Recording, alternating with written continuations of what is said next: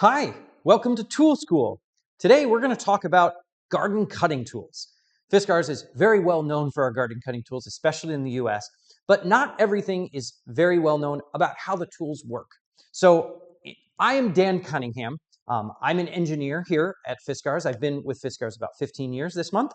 And uh, as an engineer, I've had my hands in a lot of the development of these tools. So who better to talk to you about how the tools work than someone who made them work the way they are? Tool schools in general are 1-hour presentations of a couple different categories. It starts very high level, where we talk about all of the tools within a certain group, in this case, garden cutting.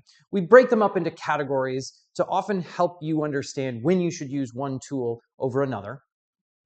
Then we dig a little deeper into what makes the tools tick, what makes ours work better than maybe the competition.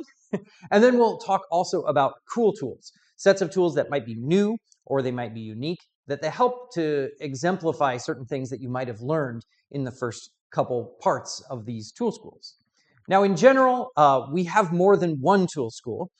We have garden cutting as the biggest and most prominent when it comes to products, because Fiskars' garden cutting in the US is very prominent.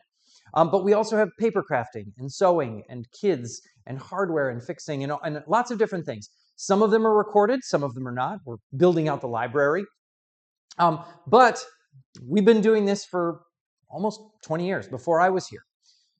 Tool schools started as a engineer-to-engineer discussion to really dig in and make them understand how you might design a tool. But we started to figure out that engineers aren't the only ones that could benefit from this sort of knowledge. In fact, about 15 years ago, maybe 14 years ago, was the first time we presented this stuff publicly. We gave a presentation to the Garden Expo. Then we started doing little lessons when COVID hit, virtual with Michael's, where we would do an hour discussion on paper crafting or an hour discussion on scissors. We did a live stream last year with Amazon, where I presented a whole bunch of different tools while people were asking questions and things like that live on Amazon.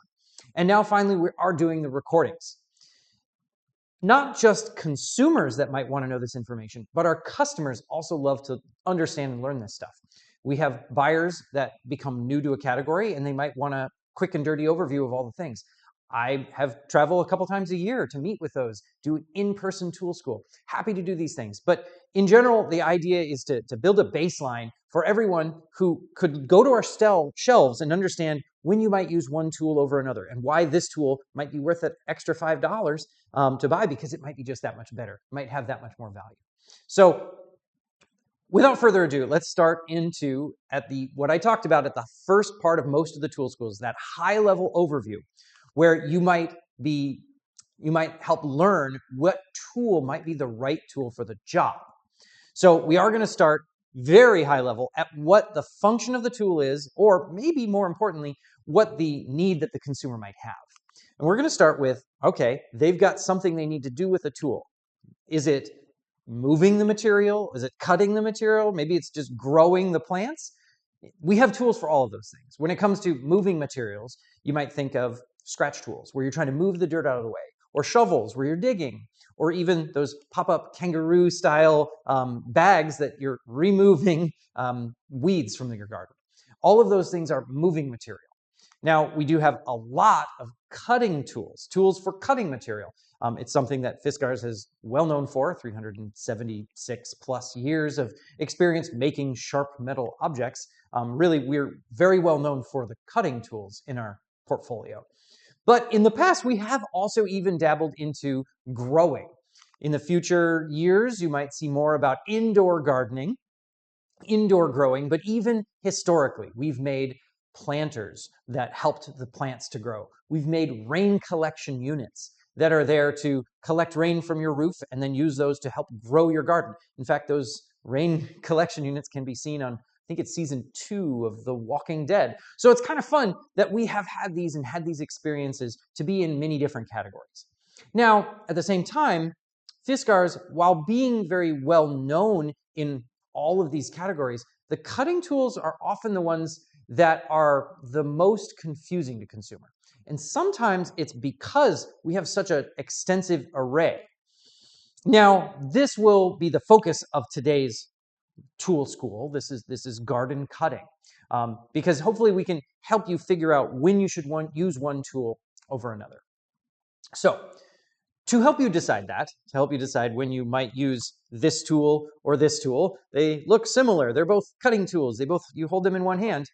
You look at the material that you're cutting as a first step.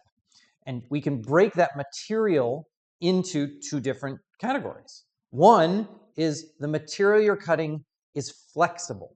This might be, say, grasses. You've got some grass you need to cut, or a hedge that's predominantly flexible materials, easy to cut, or even flower stems, individual flowers or vegetables you've grown. You want to trim that very cleanly. You don't want to kill the plant. In all these cases, you just don't want to kill the plant. You're just trimming them up. Alternatively, you might have, going back. The material that is flexible should be cut with something that has two blades. It's shown up here. We're saying double blades.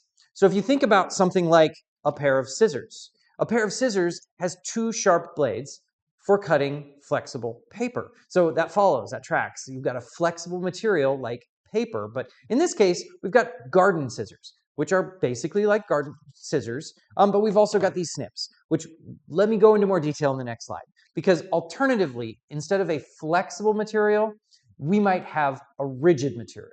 This would be the stems of the thicker stems, maybe the size of your arm, or maybe even a whole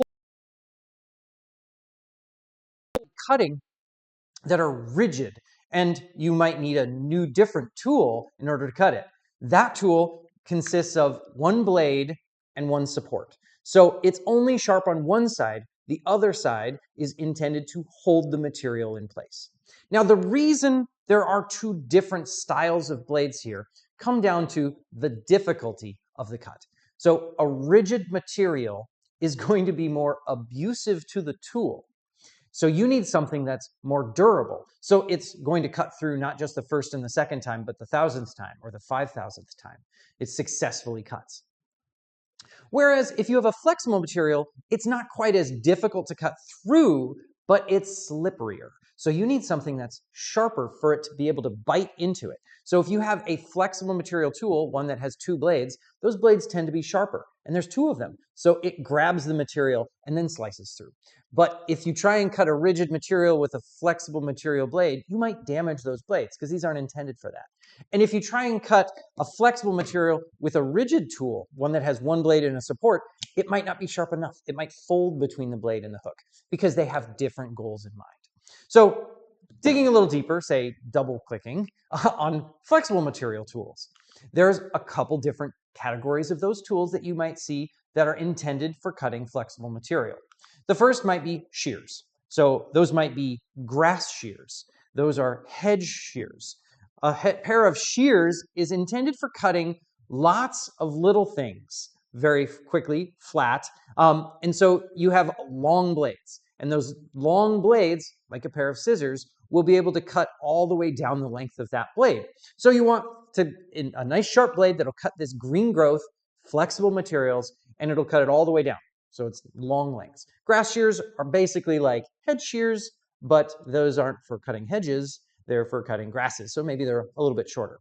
Alternatively, if you're not cutting a lot of little things, but you still want a flexible material, clean cut, you might look at something like snips. These are snips. These have two sharp blades, or even the aforementioned scissors.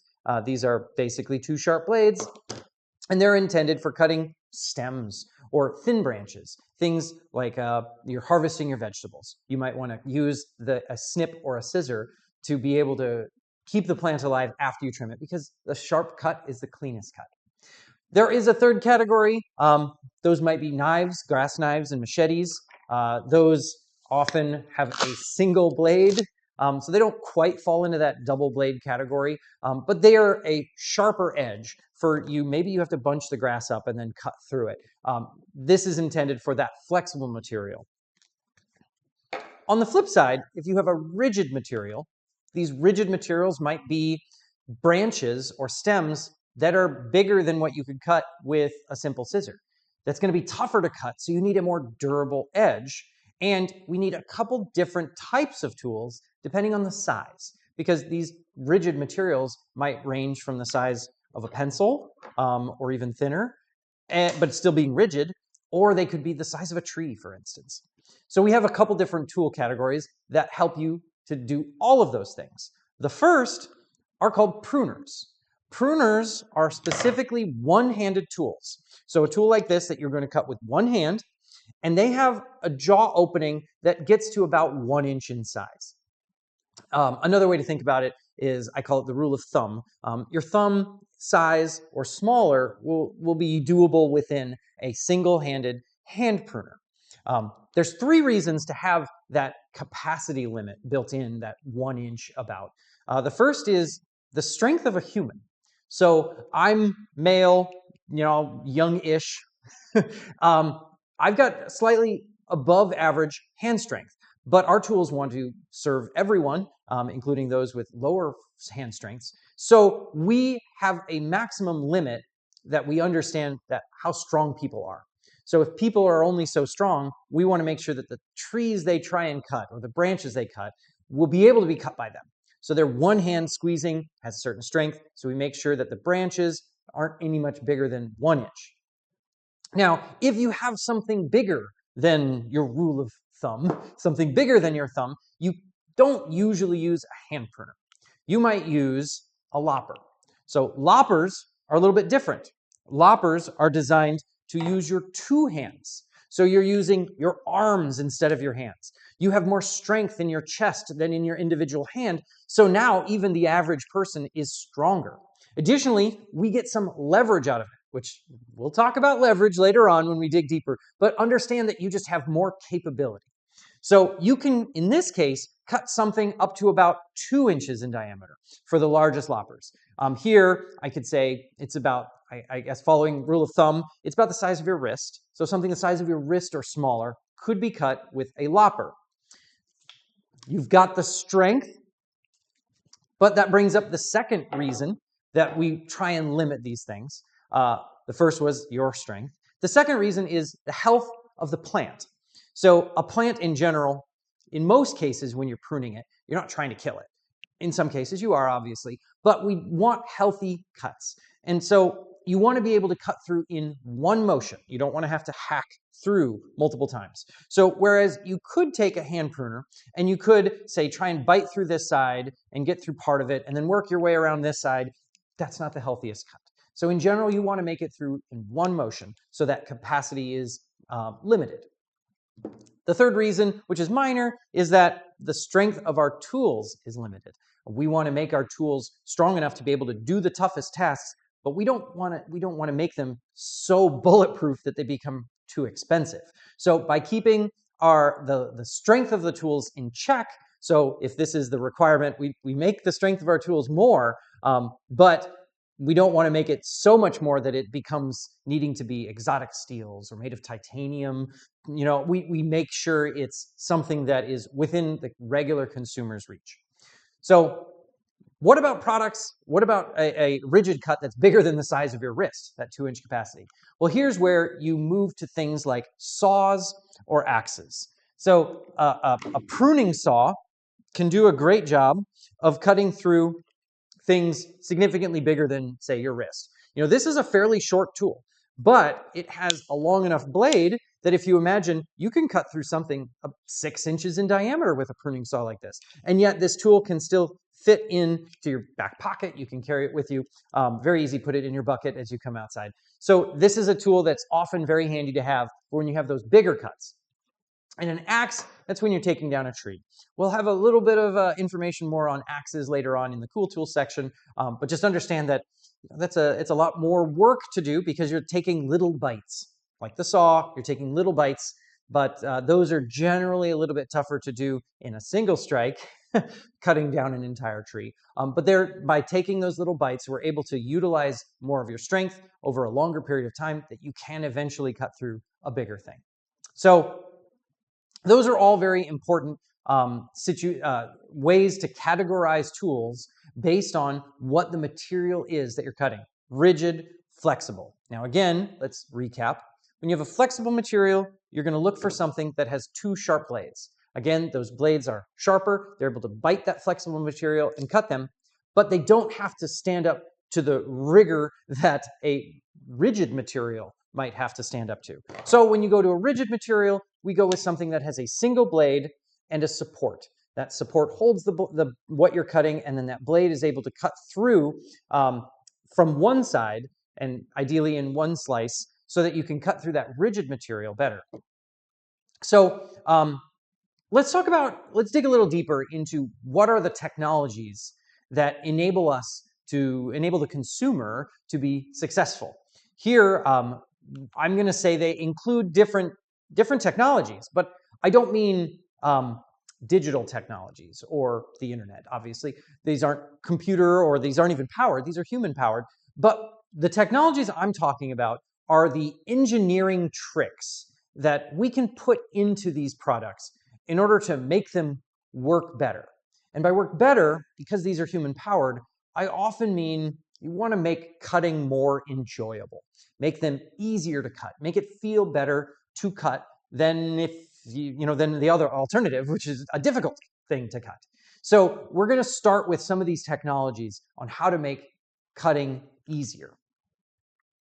The first category of making cutting easier starts with the thing that is doing the cutting. That is the blade.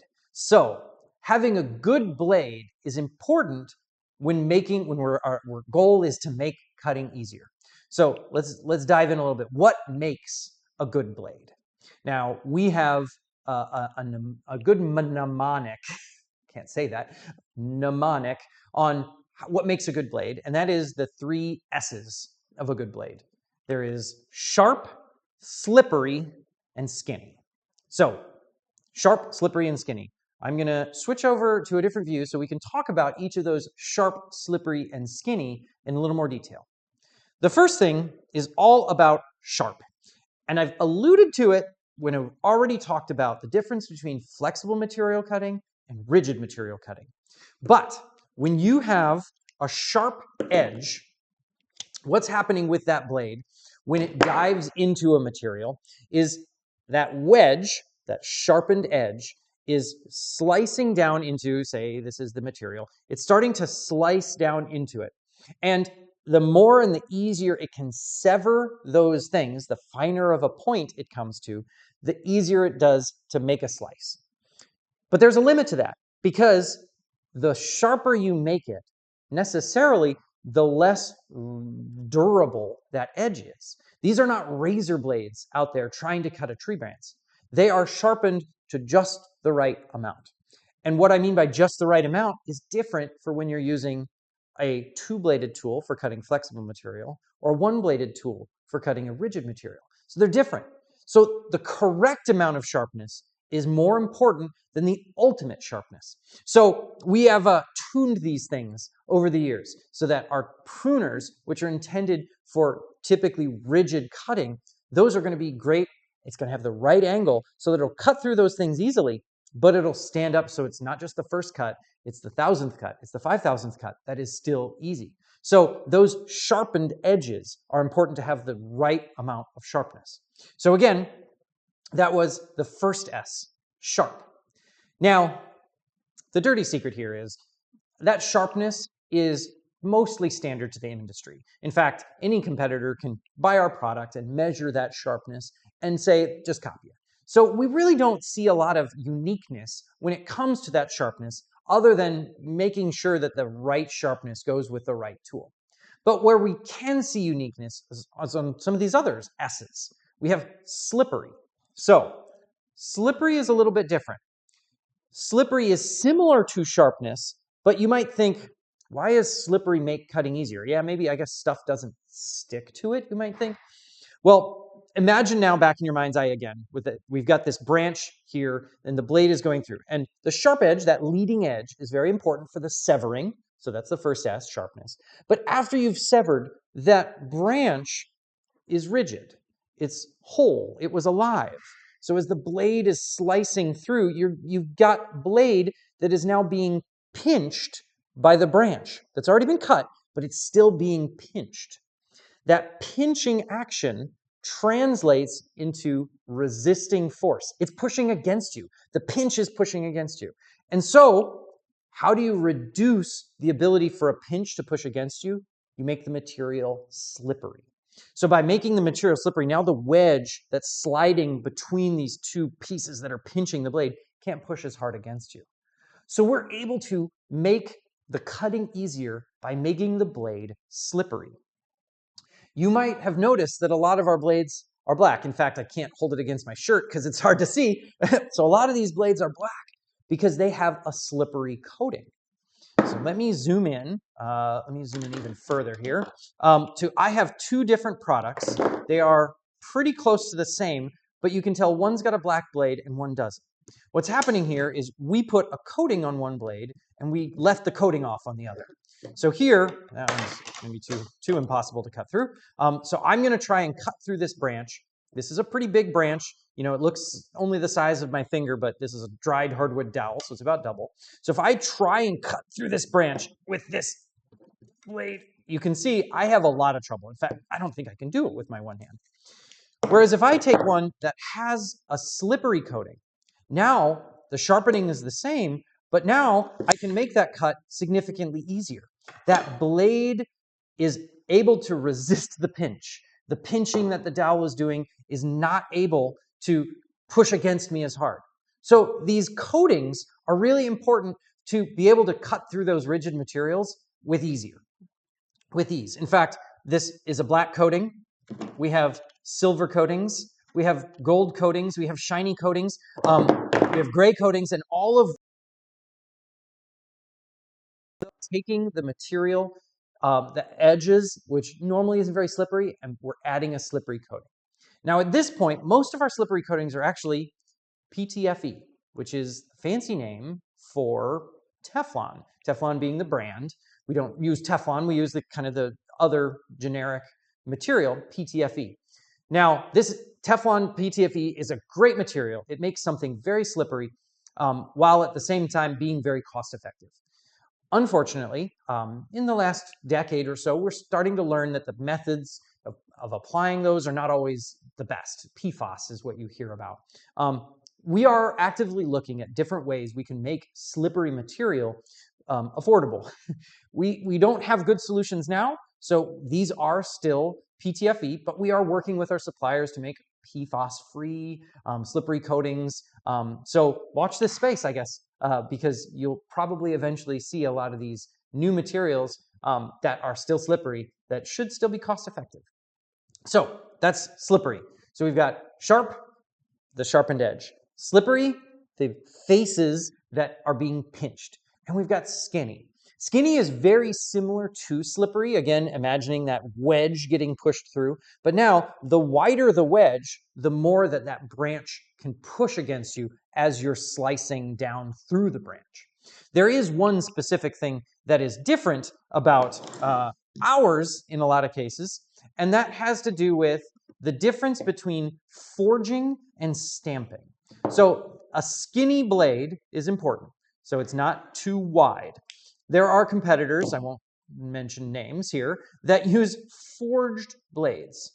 Forged blades are quite thick. They have a wide cross-section. And that's just due to the fact that forging requires the use of a different method of making it. It requires you to it starts with a big piece of steel and you smash it down to shape. But it's hard to get that really thin. We don't use forgings on our blade typically. In fact, even our tool that we call the forged tool has forged handles for durability, but the blade itself is stamped. And by stamped, I mean it starts very thin, and then we cut out the shape, and then we sharpen it. So the cross-section is thinner. In fact, this forged tool has a stamped blade that's almost half the thickness of the competitive forged tool. So it's important to understand that width, that skinniness, is also important for the cutting. We'll have one other application of skinny, which we'll talk about, but I'll give you a hint now. It's about the axes. So we'll talk about that in a bit. But in the meantime, sharp, slippery, and skinny. So another technology that we can put into things that isn't just the good blade is the fact that, I mentioned this before, these tools are human powered. And with a human becomes the science of ergonomics. Ergonomics is the study of how a person interacts with a task, or in this case, interacts with a tool. Whether it's comfortable, whether it fits them, all of those types of things. We are not robots, we are people. So it's important to understand how the person interacts with the tool. So there's definitely some interesting features of ergonomics that we study. The first is the size of a person, how they move, and then finally we also talk about the comfort, how they feel about that. Now when it comes to the size of a person, that's anthropometrics is the word. It's the measure of how big people are, how wide their hands are, how wide their arms are, how tall they are. All of those features go into the anthropometrics, or the size of people. And we design our tools to make sure they fit with real people, not monsters with giant hands. So an example I like to give is a tool that never went into production, but was given to us by a supplier. They said, let's make a long lopper and let's make it telescoping handles so we can reach higher in the tree. And that's great. I know it's kind of going to be hard to see here. I'll step back. But yeah, if you reach up, this will reach up higher into the tree until you open your arms. And because as you move your arms out, they move down. When you open your arms fully, this is barely above my head. So this is not an appropriately sized tool because of the way that human arm lengths are. So by designing a slightly different tool, we're able to make it so that it still fits them while still opening their arms. So you can still reach a little bit higher. So that's a size. Another interesting is all about the range of motion. And that's how people move. The thing to think about with that is, let's say I've got a hand pruner. This hand pruner, I'll zoom in here. This hand pruner opens and closes with a single joint. That joint means that this tool opens by rotating about here. So it moves, that handle is going to move straight up and down. If you watch the way your hand closes, your hand does not move straight up and down. In fact, your fingers curl. That curling action means at the start, when your hand is really wide, my fingers are moving that way. They're moving not in the direction of motion of the handle. So as I'm closing my hand, it takes a while till my fingers are curled over and to get full strength, and now I'm already halfway cut through. So I've lost some of the available strength to me just because of the way that this tool moves. So some real smart engineers way back in the day decided, well, what if we designed a hand pruner whose lower handle didn't move straight up and down? This lower handle rotates, and you can kind of see that rotation, but that rotation matches your hand's movement. So now even here, as my hand is open, as I'm curling my fingers, that handle is moving, and then through the use of a fancy gear inside there, that hand's motion, that rotation is translated to cutting. So then, therefore, that extra motion produces extra force. That extra force means it's easier to cut. It feels easier. So there's a couple different versions of that rotation. We'll talk about those in the Cool Tools section. But in general, that rotation of your hand is matched by the tool.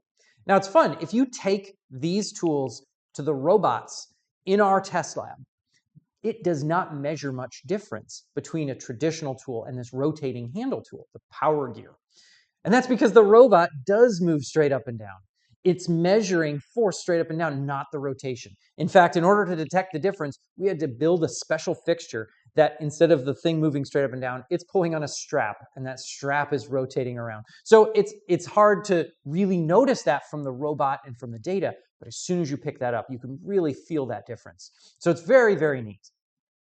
So we talked about the range of motion a little bit, how they move, the rotation of it, but additionally, the comfort is a little less measurable, you could say. And that has to do with how a person feels about a tool. And some of that has to do with the gripping, Often when people think ergonomics, they think big squishy grips, right? That's what ergonomic is supposed to be. But really it's more about the comfort. And so we at Fiskars discovered a long time ago that if you put soft grip on a handle, that soft grip makes it feel more comfortable. It gives you a little more control over where it is, and that's part of comfort. But what we also discovered was a counter to that. When people don't use gloves and their hand is up against soft grip, which is squishy, then when you're applying a force and shifting your hand, it causes blisters. Blistering happens when you've got a load applied to your skin, a force going through your skin, and then there's a shift, and that outer layer of skin tends to break apart from inner ones, and you get a blister. So we started to design some tools that instead of having soft grip all the way across, we put soft grip just on the inside. Or potentially the soft grip was a little less sticky. Still a little bit soft so that you could feel good like grip, but a little bit harder so you don't get those blisters. So these handles, when we first developed them, they have a very soft grip on the inside, but they don't have any on the outside. So now when you're applying that force on the outside of those handles, you don't get blisters because it's not soft. But when you're just holding the tool, you're getting a good soft grip on there so that you can feel like you're in control. When the factories first put these together as a prototype, they actually sent them to us reversed. The handles were reversed because a lot of even the factory thought that soft meant more ergonomic. But no, these we needed in reverse. It never went into production that way, obviously. It was just a prototype. But it was just kind of an interesting going against the main thought of the way you do it. So comfort is also very important. So we've talked about a good blade, talked about ergonomics. There's obviously a third, a space for a third. And this is one that we often call out on packaging because it's a fundamental difference between our tools and a lot of other competition. And that has to do with the mechanisms that are built into those tools. You might have heard of these mechanisms because we often name the line of tools after the mechanisms they use. Power lever, power gear, power arc. You know, I guess we use power a lot, but they're mechanisms that are designed to increase your power through physics. And I will dig a little deeper into that, and I promise we won't get into any real math, but I will have to call up the idea of leverage, and we can talk about how leverage works. So, the simplest mechanism to gain leverage is named a lever, obviously. So leverage comes from lever, but a lever is a simple machine that allows you to increase your leverage. So if let's flip to this. So if imagine you're in your garden and you have a big rock that you need to lift up so that you can roll over to another spot. That rock, say, weighs 500 pounds. You do not try and lift straight because most people can't lift 500 pounds. You're going to use something like a pry bar. So you go and get your trusty pry bar. This is my pry bar. And you're going to jam the bottom edge of that underneath the rock. And then now you're going to try and lift it. And you intuitively know you're not going to try and pivot your pry bar at the center. Because if you've ever been on a seesaw or one of the things in the playground and you put somebody heavy on one side, they can balance out the heavy on this side. So really, if I'm pushing here, this is pushing with 500 pounds down here, I have to push with 500 pounds over here. If you've ever been on one of those seesaws with a child, you may have seen that if you scooch towards the pivot, if you move inward, you can then balance with something that is weaker over here. So now imagine I'm the rock and I move into the center. It could be balanced with something that is much lower force over here. So if I flip that over, I'm wedging in, I'm going to pivot very close to the rock. And by doing so, I'm multiplying my power. In fact, the amount of input motion that I put in as a ratio to the output motion is the same as the force multiplication. So let's say with this lever, I move 10 inches. And over here, this only moves 1 inch. That means I'm multiplying my force by 10. So if it was 500 pounds that I'm lifting over here, that 10 multiplication means it only takes 50 pounds of push over here. That's reasonable. I can push 50. I mean, I weigh more than 50, so I can just sit on it and lift that 500 pounds because I've increased the ratio of the amount of input motion to the amount of output motion. All right, let's look at an example of that. And that example is going to be a lever in a lopper. So a lopper automatically is a leverage tool. So this is the simplest lopper. Let me go over to here. This one. Oh, black on black. The simplest tool has a single pivot here, and it's got one bar that is attached to the hook and one bar that's attached to the blade. And now as I'm closing, you can see my hands move, I don't know, 20 inches. And the blade here moves an inch and a half. Let's say it's a 15. 15 inches of motion and 1.5 inches down here. That's a 10x multiplication of my force. So I've already got a 10x multiplication. If you imagine, if you just go out with a pocket knife and try and cut a branch, that's no leverage because you're pushing the same distance with your blade as the branch is thick. Here, I'm pushing my handles significantly further than the blade moves, so I'm gaining that much more leverage. So that is the simplest lopper, is a single pivot lopper, and it has a fixed amount of leverage. And it's got a reasonable amount of leverage. I mean, it's a lot better, like I said, than that pocket knife.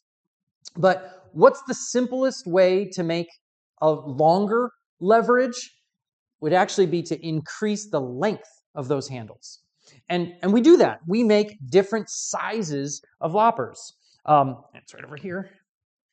This is another single pivot lopper with handles that are significantly bigger. They're significantly longer. And what we do here is this tool has about 1.5 inches capacity. I know we say we go up to 2 inches. 1.5 inches capacity.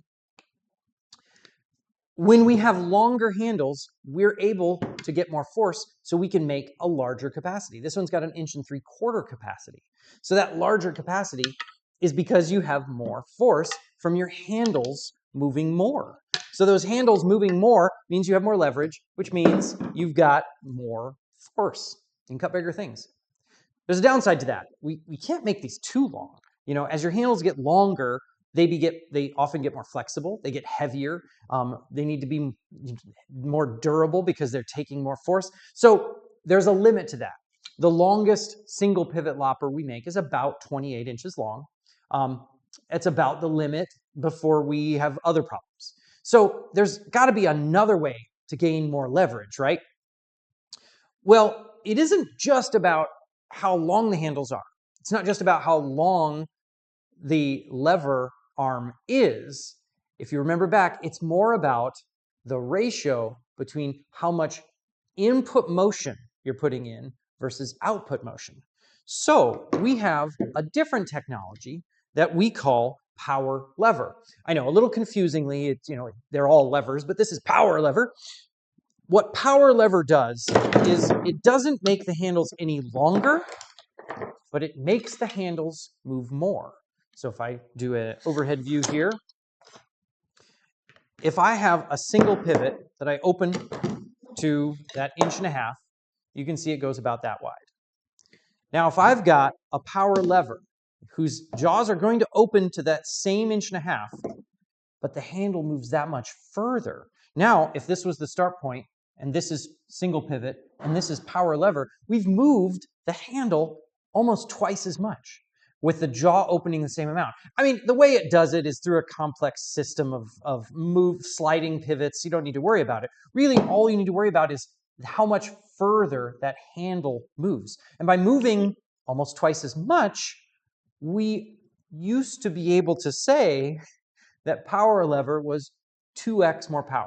And the physics actually works out. It's twice as much power as an equivalent tool that didn't have that leverage mechanism. So you get that twice as much force because that handle is moving twice as much. Now, there's a limit to that. I mean, the way that this sliding cam works, we can only get so far before it breaks out, and we can't swing it any wider.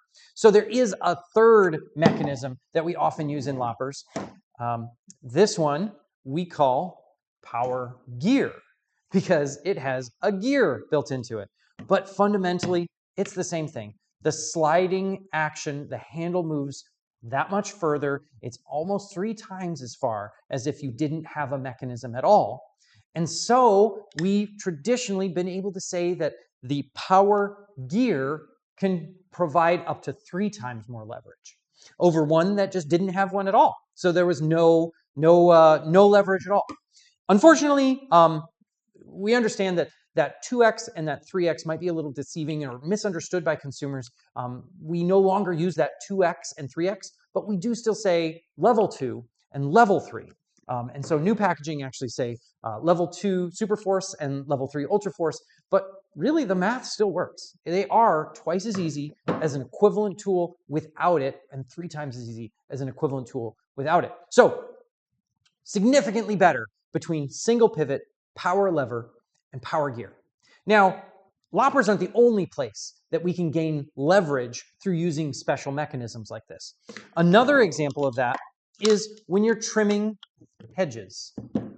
So a hedge, like I described, is a lot of green growth, and you're going to cut with a 2-bladed hedge shear. But if you can now think about, especially if you're going to cut at the tip, the amount of handle motion versus the tip motion is significantly closer to 1-to-1 than a lopper. So if you try to cut something that's tougher, like the thickness of a pencil, because maybe you forgot to trim your hedges after a year, and these things grew thick, and now you need to trim them, you might struggle with something like this. So one solution would be to actually put a notch in the root. And by doing so, now you get a lot of leverage because you've got just a little bit of motion for a whole bunch of handle motion. That's one solution. But another solution, which was really smart, would be to actually put a gear in this handle.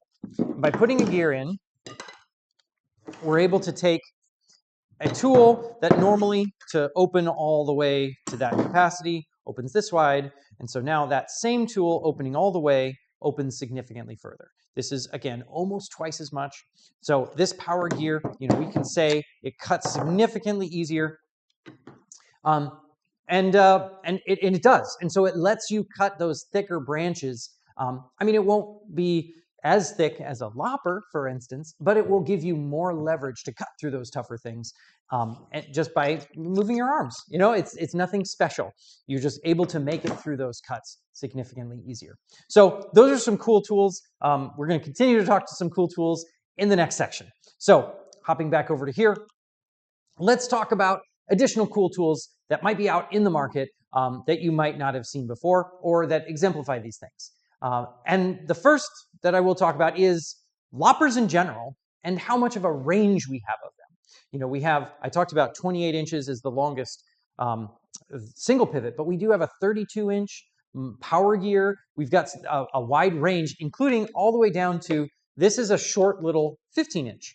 This doesn't seem like much, right? In fact, the handles are made of plastic because they're so short. We can use this special Duraframe fiber comp, we call it. It's a very durable plastic with a glass strands in it. This short tool, because it's got a gear built into it, is able to do the work of a significantly bigger tool. So it's hard to see how much this moves, but you can see if it starts here, moves down to here. This is about I'd say it's about an 18 inches of motion. That's approximately equivalent to something that is significantly longer. This is about 18 inches of motion to get to that same capacity. So really, this small, lightweight lopper is able to do the work of something significantly bigger.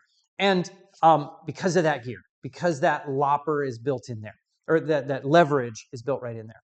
So very handy to have this. And all of our loppers kind of has the 3 S's of a good blade. They think about the ergonomics, and they often have patented mechanisms built into them. Being a little more specific, let's talk about one of those patents. The original power gear patent was invented in 1996 in Finland. A very smart engineer, Olavi Linden, inventor, designed the first power gear that used a special gear to give you more leverage. In fact, it was even more special than that. It gives you more leverage at the hardest point in the cut. That was where the patent was, is that leverage isn't just a flat line, it actually curves upward. So you get more leverage at the hardest point in the cut. Well, the way patents work is they expire after about 20 years. You have 20 years of exclusivity where no one else can use that because you own it. So 2016 was when this one was going to be available and no longer patented. So it was a few years before that, the leadership team came to us, me, and said, let's design the next power gear. How can we get a patented product that works better than power gear? And that's a big ask, obviously, but we were able to do it. So we were able to come up with what we called Power Gear 2. In 2015, we launched it. It has not just a mechanism that's patented, a little bit better, maybe 5-10% more power at the center. It's got some downsides, but obviously that's what is important. But we also took a holistic look. We put the soft grip on the inside of the handles like we like. We made bigger bolts that are more durable. We use a silver slippery coating so that it looks sharper. Surveys show that people think silver looks sharper. And so we were able to kind of launch an entire family, different sizes of loppers, a hand pruner with that rotating handle, as well as a head shear. Now, similarly, at the time, the US and the European product teams were very different, and their engineering teams were very different. Nowadays, we share a lot more, and we work together on a lot of different products, and we have our centers of excellence in different places. But at the time, there was a lot of duplication of work. So while not a straight duplication, Power Gear X launched in 2017, primarily in Europe. Those products don't utilize the Power Gear 2 patent, but the original one, but they took that same holistic look. And they said, all right, let's use a soft grip that is a bigger area, but a little bit harder than it was before so that it's not giving blisters, but it feels comfortable in the hand. Let's use aluminum tubes instead of steel so they're lighter weight. They use sharper blades with that silver PTFE again, the silver slippery material. So all of those things added up to another family that is really great for all of the tasks.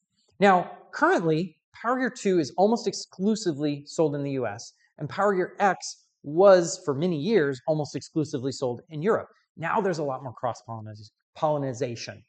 There are situations, I believe ACE at this point in 2025 has some Power Gear X products, and they are a step up. They are not considerably, but a little more expensive, but with better features. Again, that lightweight handle is important, especially to consumers, as well as the ability to be produced in Europe, and that's a big part of it. So that Power Gear X is kind of that step up from the Power Gear 2, but they both live in a similar place. So also important kind of for all of the above. And there is that downside, which I've mentioned a little bit about Power Gear in general. And you probably saw it as when I'm opening wider, you might think, well, if you have to open your hands wider, doesn't that mean you have to have more clearance? And so Power Gear and Power Gear 2, you often have to open really, really wide to get that branch. And if you read reviews, really the only downside to these products is that idea that you have to open really wide. So we developed a tool that's even a little more premium than Power Gear in that it's dual action, or we've called it dual mode in the past. This dual action, the idea behind it is it's a Power Gear. It's a Power Gear lopper that opens wide and gives you lots of leverage, but it has this interesting button here and then an indication for large or small. And by taking the button and switching the button, now what used to be a Power Gear before is now single pivot. And if you recall, single pivot doesn't give you as much leverage, but it means you can make quicker cuts. So for a small branch cutting, this is just a handy tool. You can just have this with you. But if you've got a situation where you've got a big branch you need to cut, you switch it back to large, and now you've got the gear re-engaged for you to be able to cut those bigger branches with ease. So not only is there a Power Gear lopper that is dual action, there is a dual action head shear in development, and a dual action hand pruner in development, and a dual action pruning stick. which we'll talk about pruning sticks in a couple slides, another cool tool. But all of those things are dual action that are really intended to be that universal tool for small cutting and big cutting. So new, patent pending, great stuff. Another thing that I like to talk about, some cool tools, is an entire range of hand pruners. You know, we have hand pruners that go from kind of the lowest cost, very economical. They'll get the job done, but they're not going to be the ideal. They're not going to have all the best features, all the way up to, especially these rotating handle ones, the power gear hand pruners. There's many patents to a lot of these products, but there's an entire range of these hand pruners that can work really well for a lot of different types of people. Another cool tool that has actually been around for quite a while are these leaf and shrub rakes. There's two different sizes of these rakes. It's basically the head is wide or the head is not wide. These are long handles. These have a lightweight head at the end. And there's an interesting thing that happens when I've talked to consumers about these. They say that they can rake with our rakes for longer without getting tired. And that's an interesting comment, because if you compare some of our features to the other competitors, maybe what they're comparing against, there's a lot of similarities, little small differences. But I have a theory, and this is not a theory that I've tested scientifically, but it makes some sense, so I like to talk about it. And that is, when you are raking and you're trying to rake around things, say down hills or around your bushes or branches or things, there is a lot of twisting that happens with your rake. That twisting to get around a hill or around a branch or around a stems or your hostas or whatever you're raking, there's a lot of that twist. Now, normally, in order to put a twist onto a stick, that requires you to have a strong grip. You have to grip that stick tightly in order to create a twist, because otherwise that stick twists in your hand, right? You're trying to twist it, and you don't have enough stickiness in your hand, so that's torque. You don't have enough torque to be able to put a twist on it. And that squeezing is using another muscle. That's using that forearm muscle. Your arm muscles and your forearm muscle, you'll tend to wear yourself out more, faster. You'll tire. So what's a unique aspect of this tool is this is not a plain stick. Let's see if we can zoom in a little bit. You can see this actually has an oval-shaped tube, not just a straight oval, but a kind of a teardrop shape. When you flip it this way, it looks like a teardrop. And the reason for that is when you wrap your fingers around it, now you have flat sides for your hand to be able to apply a twist, a torque. It can do it without squeezing hard. It can apply that twist. So really, you can relax your forearm more with this naturally. You don't notice you're doing it, but you don't require to squeeze hard in order to create that torque or that twist. And so you can do more raking without squeezing so hard, and you can go for longer. That's my theory. I mean, other nice things about this is the handle is aluminum, so nice and lightweight. The tines are smoothly curved. It's kind of hard to see that in this, but they don't have a kink there at the end like you would normally see with a plastic-headed rake. That smooth curve means that the leaves can kind of drift off by themselves. They don't get caught on things. They're a little more flexible. So all important for ease of use. So those are great. In addition, those rakes, there's a narrow one for going between, like in a garden bed, in between things, and the wider one more for that leaf rake.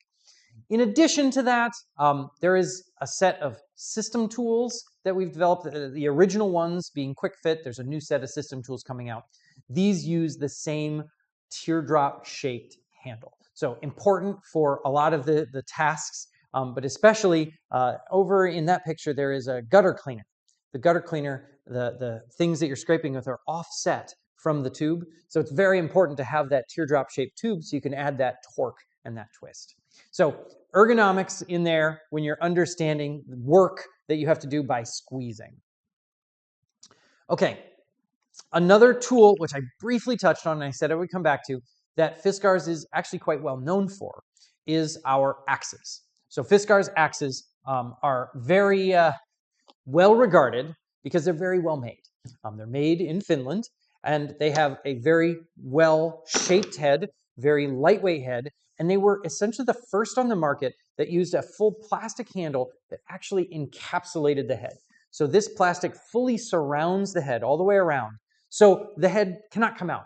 Most axes, the head is placed on from the top, and then you put a wedge through to hold it in place, but our axes are fully encapsulated. So very strong. But there's other important features which we'll talk about.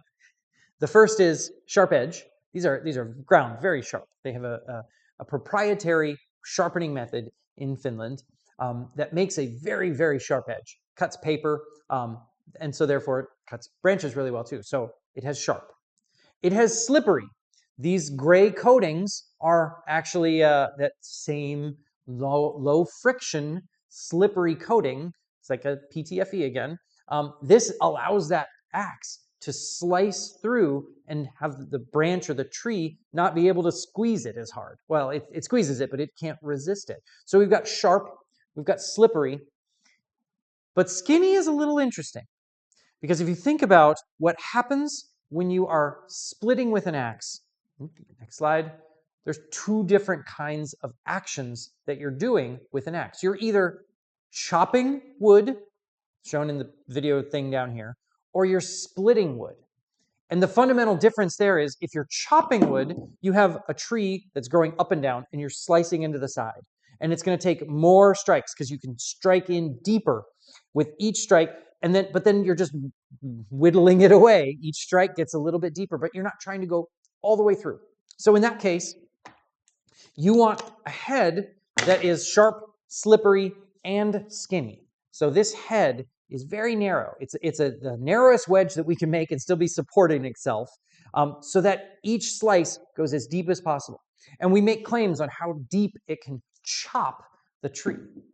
But when we're talking about splitting wood, that's a little bit different. Now, instead of slicing against the side of a tree, we're turning that tree log on end, and we're going to split the wood by cutting from the end. And you can see lots of explodey picture up there. But that axe, now, as you swing it down, instead of taking, so a tree, side note, the tree's cells are long. So when they are growing up the tree, they go up and down, and you're chopping into the side of the tree, you have to sever all of those little tree cells. And it's cutting. It needs to be sharp, slippery, and skinny. But when you turn it on end, now when you're slicing down with that axe head, you're not severing those. You're actually splitting them apart. You're cracking them apart. And so you want something that is sharp and slippery so that it can penetrate in between those. But then you want a blade that is actually flared out. And you can kind of see in the picture over there, and you can kind of see down here, that flaring, that flared shape causes the two halves of that log to, it splits, and then it pushes the two halves apart. And so we say more one-strike splits, because you're able to push those two halves apart, and the crack that you've started cracks all the way down through. And so if I could pause that video, which I can't, but if I could, you could actually see the crack hits the bottom before the axe blade does. Because by pushing the two halves of the log apart, you're cracking it all the way down. If you look at the split wood at the end, there's only a little bit of cutting. It's right at the front. The rest is all crack. It's just cracked all the way through. So here we want sharp and slippery, but we want a wedge. So axes, because we have two different types of axes, it's very important to understand when you should use one over the other. You can take a chopping axe and try and split wood with it, and it'll work okay. It'll be fine. It won't work great because there's not as much pushing the two halves apart. So there's more that you're trying to cut all the way down. Won't work as well. You can take a splitting axe and try and chop down a tree. But the problem is that wedge is that third S, the sharp, slippery, skinny, will make it so that the tree can resist you slamming the wedge into the side of the tree. You can't get as deep. So with all that being said, it's important to understand that difference between the chopping axe that needs to be sharp, slippery, and skinny, and the splitting axe, which is sharp and slippery, but it needs to have that wedge. So all those are very important. There's another set of tools that I've kind of not spoken a ton about, and those are the snips. We have a variety of snips. Either they're the little tiny ones like this, or there's a couple other versions. Maybe some of them have loops. But the thing I like to talk about these is the fact that these, we call them the micro tips. These have been very good sellers for a very long time. In fact, even multi-packs, 16 packs sell quite well. In fact, they sell very well in regions in the US that have legalized certain recreational plants. Apparently, these are very good for the growth and harvesting and usage of marijuana. And that was something that, we're not going to use that in marketing necessarily, but we do want to make sure that our products are serving many different types of consumers. So us in development in the US, when we were looking at new types of microtip snips, we interviewed grow facilities that are actually doing medical marijuana and growing these things at scale. What are the features that they like within it? And we were designing them a snip that would really meet their needs. And so we said, okay, what is it? How do you clean these? And do you need to clean them every day? And they said, oh yeah, we clean them every day, we wipe them. So we actually don't really care about slippery coatings, non-stick coatings. Because they're going to wipe them down with alcohol every day. And we said, okay, so what's going to make cleaning them easier? Oh, well, if they could be taken apart. So these tools, as you squeeze them, they open up, and then they actually come apart at the joint. And so now they can clean the two blades much easier. Oh, but sometimes you lose the tools. Well, then have the spring keep the two halves, and then you can hang them to dry. But then they're still really easy to reassemble in the morning. And in general, they stay locked. But because if you're using gloves, sometimes a lock is hard to use to open, just make it that squeeze to open. So this is a tool that was designed really with them in mind, but it's great for all kinds of uses. This isn't just for growing marijuana, it's also for your vegetable garden. It's great for your flower garden. It's great for kind of many different things where you're going to use a snip frequently that you want to make good, clean cuts out of them. So wide variety of these types of microtip snips, as well as spring-loaded snips and the ones that take apart, all kinds of things. So another tool, another cool tool, which is often overlooked because it doesn't look like a traditional tool, so it fits perfectly into this cool tools section, is our long reach pruning stick. Now the pruning stick is not new. It's been around since, I believe, maybe early 2000s. And it looks drastically different than a lopper. It more looks like a tree pruner, right? So a tree pruner being something that you use to reach up into a tree and cut branches off. But what's interesting about this one is, especially this one, this long reach pruning stick, it's shorter than me. It's not going to reach 16-foot branches. This is about 5 feet long. Because what is, to me, is more important about this tool is the universality of this tool. It can be more than just for cutting up high. There's got a cool feature built right in where the head can rotate. So this head rotation allows you, yes, when you're up high, to get around other joints, and you can reach other things. But to me, more importantly, is you can use this now on the ground. So you can, by bending it, you can cut flush to the ground. And the way you do it is you just pull the handle. So by pulling this handle, the blades close, and you're able to make a nice cut. And in fact, when you're cutting up high, you can reach down here and pull this handle. And by pulling this handle, it also closes the blade. You can't see. But the other interesting thing about this is, this is about an inch and a half, inch and a quarter. I think it's an inch and maybe an inch and an eighth or inch and a quarter capacity. But how much leverage does it have? This looks so much different than the rest. How does it compare? Is it like a pruner? Is it like a lopper? Well, now I'm going to call back to the idea that leverage is all about how much input motion there is versus output motion. It's that ratio. So in this case, this output motion, inch and an eighth, inch and a quarter. But the input motion is from here to here. That, if I use this measurement, is about 17, 18 inches. So once again, we're actually at about a lopper's amount of work that you can use. It's a lopper's amount of leverage. So while this is narrow and doesn't have to make your arms reach really wide, you're still getting the leverage to be able to cut through thicker branches quite easily.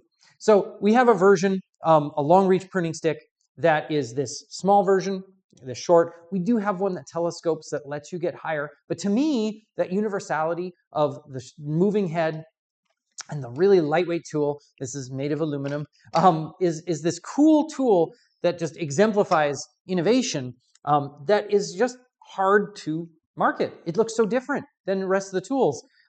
You can't put it with tree pruners because it looks just like a short one, and you can't put it with loppers because it looks like a tree pruner. So it's kind of this in-between tool, but it's just great for everything. So I love to talk about the long reach pruning stick. Additionally, machetes for a long time didn't have a great home. In fact, when we studied what people used machetes for, it was quite wide-ranging. Some people, yes, used them to clear their grassland, I guess. But other people were carrying them with them backpacking or hunting. They were using them in tree stands to clear their sight lines. You can reach out and slice a branch with a machete. And we even heard of people using them in their gardens to dig up roots, or I've even heard cutting the grass from between the paving stones. To me, that might be a little bit of an overkill. So by understanding what people were doing, we said, let's develop a full family of tools that might help fit those people a little bit better. And that's where kind of an entire range came from. So, I mean, this little guy came from the idea that not everyone needs a machete if you're just going to use it in your garden. So this is one that is more like a grass knife, but it's in the family of machetes because it can be used to hack away at things. But at the same time, this curved edge can be used as a grass knife to cut through things. In this case, this has a serrated back so that you can cut through soil packaging or ropes if you need. But then it's got this nice handle, this comfortable handle. Although even further away, at the opposite end of the spectrum, are those that really want to cut down essentially trees. And so we did develop one. Functionally, this thing's a sword. I mean, it's a two-handed. You can really get a baseball bat swing out of this. It's got a sharpened axe head, essentially, so that you can chop down trees. It even has a sharpened top, so you can kind of jab cut either roots or tree branches. Very handy tool. It's still a great tool to use when you have that need. So an entire family, and then there are things in between too. But understanding the consumer and those consumer needs really helped us develop new tools that were more specific to their tasks, but were really more helpful to them within those tasks. All right, a couple more cool tools. One that's gotten a lot of buzz in the last year or two, and that is our stand-up weeder. So we have over the years have had a couple different models. Right now, the 4-claw stand-up weeder is our number one. What these weeders do is they utilize claws built into a head down at the bottom. Those claws are able to close around a root of a weed. So dandelions being one of the things that people like to remove, but they do keep coming back because the reason is dandelions have tap roots. They often have deep tap roots that grow 6, 7, 8 inches below the soil, that if you don't remove the tap roots, it grows right back. So this tool is designed to be able to pull out tap roots. And the way this works is you would center over the plant, you would put your foot here and step down so that this goes into the soil. And then once it's in the soil, by rocking back on the handle, that's in the soil, by rocking back on the handle, those blades close. And then continuing to rock back, this foot becomes a pivot and it lifts the plant, the weed, almost straight out. And then you can take it over to your trash and pitch it.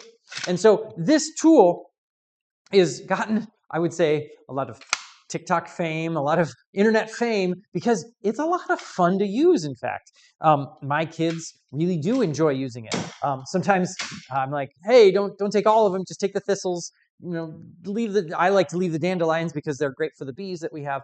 But great tools to have around for when you need to get up those plants and you need to get the taproot. So thistles being an important one for my barefoot kids running around the yard.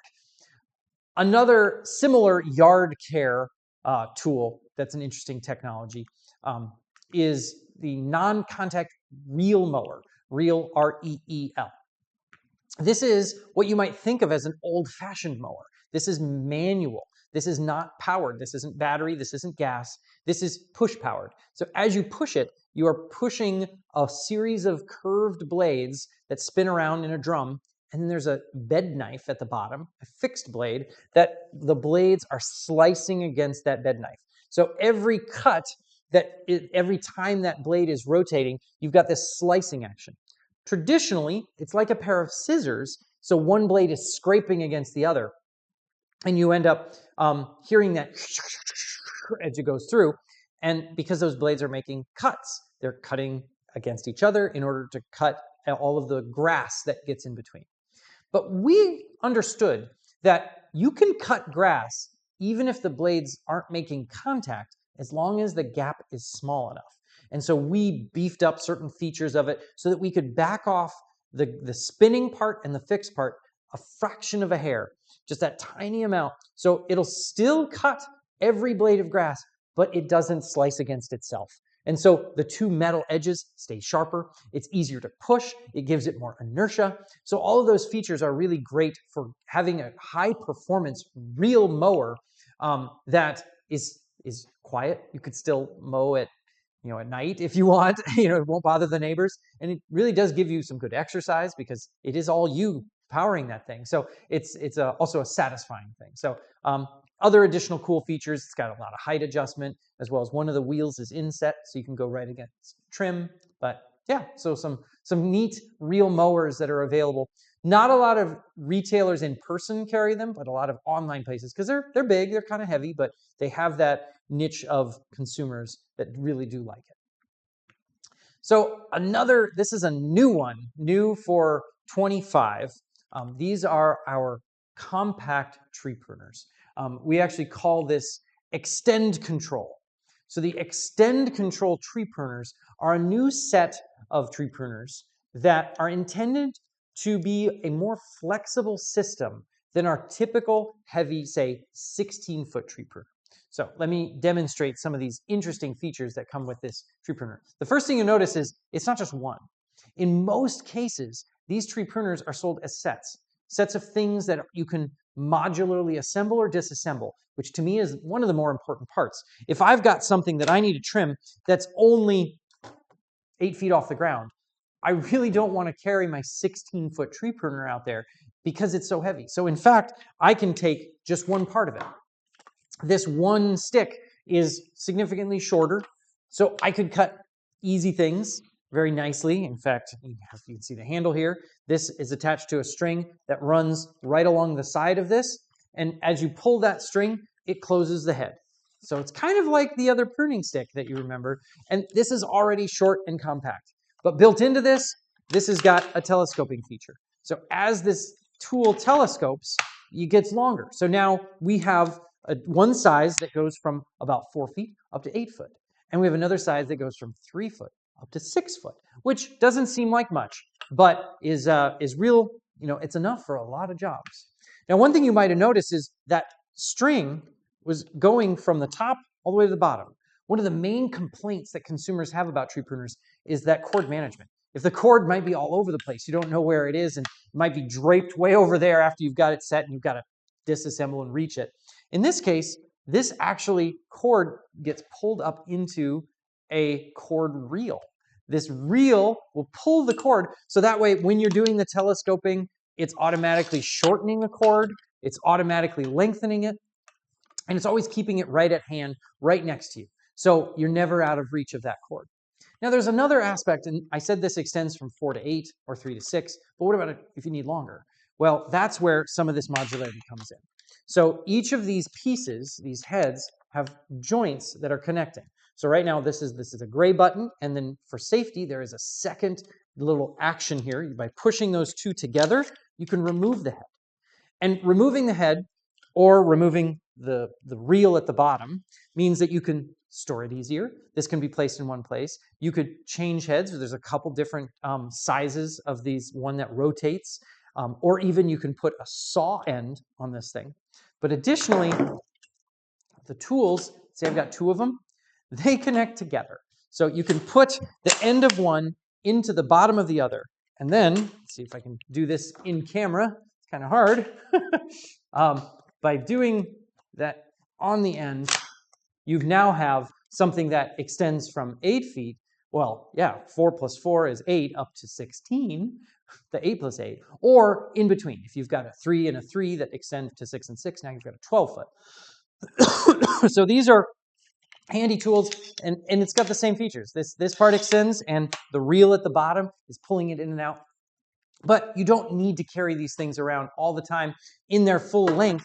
You can modify it and keep it as a modular system so that when you store it, you have it in a 6-foot configuration or a 4 or whatever you decide. So some really cool features built into these compact. A couple different sizes of blades. I show there's 3 tiers, some with the curved tip and the curved base to help so that as you're doing a saw, you don't come out of the cut. Most of the connection, you heard that very secure connection, those components are all metal, so you don't have a plastic piece that could break when you're sliding it in and out. So, and additionally, they come with the little storage pieces. So these are packed in it. They can hold both the tubes, as demonstrated, or even the tools. The ends can slide into here, and you can screw this into your garage wall, for instance. So great new compact tree pruners. Okay, one final slide, and that has to do with keeping your tools to the best of their ability for years and years. And that maintaining those most of the time has to do with the blades. So we have talked about sharp, slippery, and skinny several times now. When things wear out over time, it's usually one of those things wearing out, sharp, slippery, or sometimes skinny. It's not usually the mechanism that breaks. Those mechanisms are designed well. They're integral into the thing. The soft grip doesn't typically break. So it's normally about that, maintaining the sharpness and the slipperiness and the skinniness of that blade. So let me break that apart. So sharpness of a blade, the way you can maintain that over the life of the tool is by actually, you can sharpen these tools. The leading edge, that sharpened edge, does wear out over time, especially with heavy cutting, with loppers and things, or improper cutting with snips or hedge shears. Those things can be sharpened. We have in the past sold sharpening files. They're very gentle files for you to be able to put a new edge on. But we also do sell this tool. This is a sharpening tool that you roll the blade through. There is a rolling feature built inside here that when you put that single blade through there and slide it, like with this axe, as you slide that in there, the rolling feature inside is acting like a chef steel. It's giving it a new edge right on there. It's kind of polishing that sharpened edge.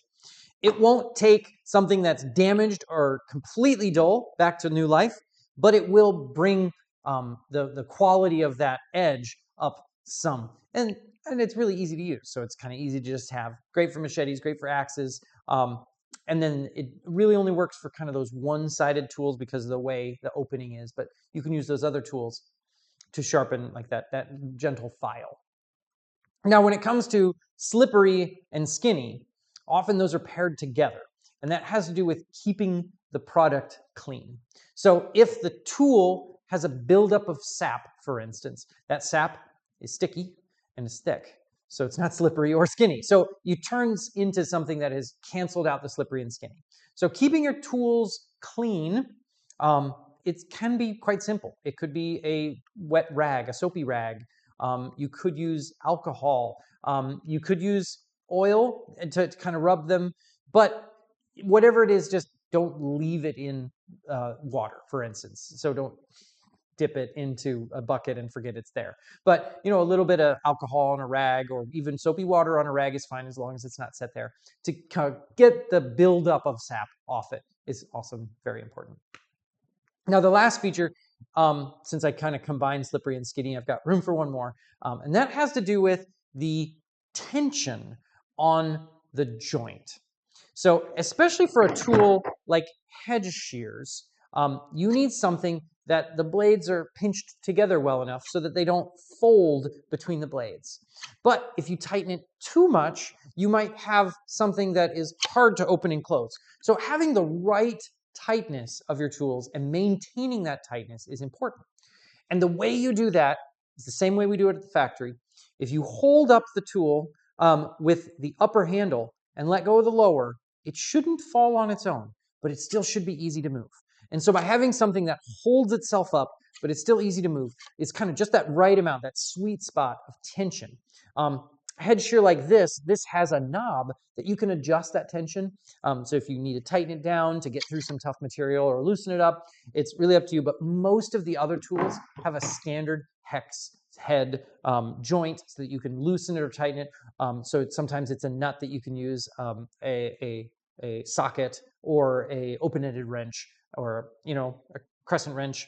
All those things can help you to open or loosen or tighten that joint. But yeah, that's a helpful feature as well.